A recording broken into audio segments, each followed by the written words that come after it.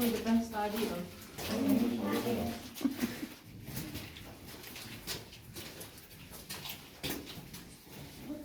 I've just seen it all, that's all up on your sheet now.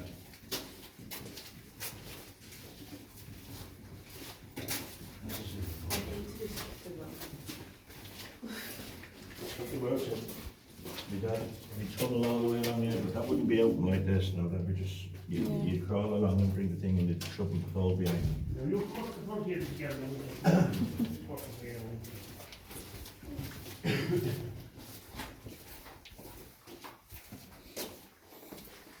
Now we're back more or less where we were behind those doors a few minutes ago. So this is still the blue line, the straight road. If I went down and opened them, you'd see daylight.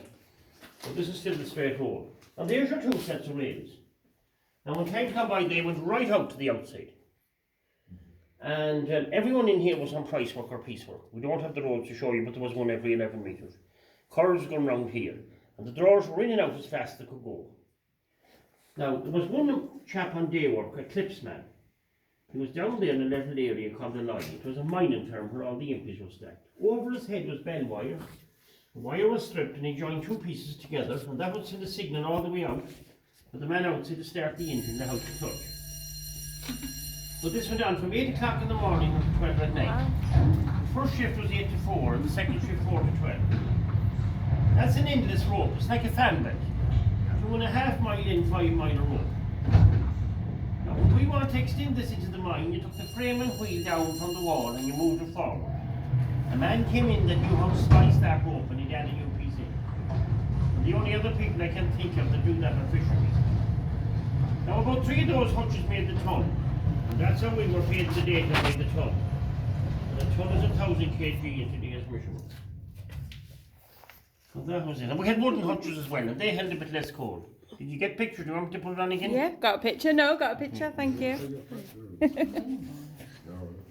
No, that's all right. Every young boy had his own marker or pin, his own identity. And this boy was number 74. Some use string and washers, some use string and beer caps, some use nylon clothesline wire in various colours, but they eventually turned black anyways with the cold. And there was one chap working with us used Barney and Beanie. And Barney and Beanie were two cartoon fellows on the Bachelor Beans when I was young. Do you remember them? Yeah, I remember. Where Barney and Beanie was cut out in a circle and a hole in the middle and a string on it, and you'd see them sailing on down there on the hutch. Now when the hutches went outside, they crossed a weighbridge. There was a man outside taking the clips of the steel rope. And he also took off your marker or pin. And he hung it up in a little shed beside the timekeeper outside.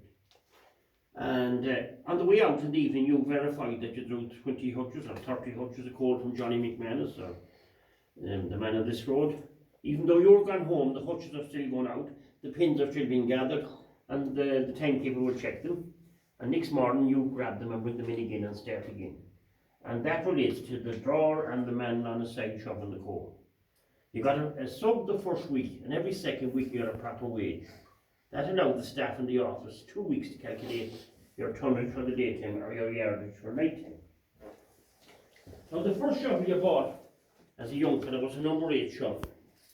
And all